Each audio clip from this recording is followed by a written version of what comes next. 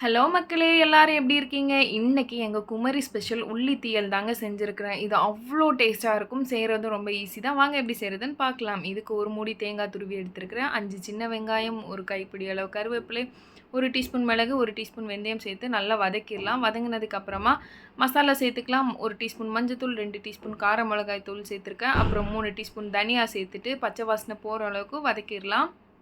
Masala ready ஆயிடுச்சு. ஆற விட்டுறலாம். இப்போ ஒரு மண் சட்டியில தேங்காய் எண்ணெய் சேர்த்துட்டு, சின்ன வெங்காயம் அதிகமா எடுத்துருக்கிறேன். இதுவும் வதக்கிட்டு, அப்புறம் கட் பண்ணி வச்சிருக்கிற தக்காளி, பச்சை மிளகா, கத்திரிக்காய், வெண்டைக்காய் எல்லாம் வதக்கிடலாம்.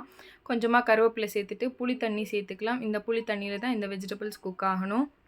இப்போ மசாலாவ அரைச்சு எடுத்துக்கலாம். அந்த பக்கம் காய்கறி எல்லாம் ரொம்ப குக் ஆகி சுண்டி வந்துடுச்சு. இப்போ இந்த அரைச்ச பேஸ்ட்டு சேர்த்துட்டு கூடவே உப்பு சேர்த்துட்டு நல்லா கொதிக்க விடலாம். இது கொதிச்சு இன்னும் சுண்டி வரணும். அவ்வளோதான் நம்மளோட உள்ளி தீயல் ரெடி ஆயிடுச்சு. தாளிச்சு விட்டுறலாம். இப்போ தேங்காய் எண்ணெய், கடுகு, கருவேப்பிலை எடுத்திருக்கேன். தாளிச்சுட்டு அதில ஊத்திரலாம். அவ்வளோதான் நம்மளுடைய சுவையான உள்ளி தீயல் ரெடி ஆயிடுச்சு. இது புட்டு, இடியாப்பம், தோசை எல்லாத்தோடையும் வச்சு சாப்பிட்லாம். சாதத்தோட இன்னும் டேஸ்ட்டா இருக்கும். பார்க்கவே அவ்வளோ கலர்ஃபுல்லா இருக்கு. எண்ணெய் மிதக்க மிதக்க சூடு சாதத்தோட கூட ஒரு ஆம்லெட் வச்சு சாப்பிட்டோன்னா அவ்வளோ டேஸ்ட்டா இருக்கும். கண்டிப்பா நீங்க செஞ்சு பார்த்துட்டு என்னோட வீடியோஸ் உங்களுக்கு புடிச்சிருந்தா உங்க ஃப்ரெண்ட்ஸுக்கு ஷேர் பண்ணுங்க. கண்டிப்பா ஃபாலோ பண்ண மறந்துறாதீங்க. See you next time. Tata bye bye.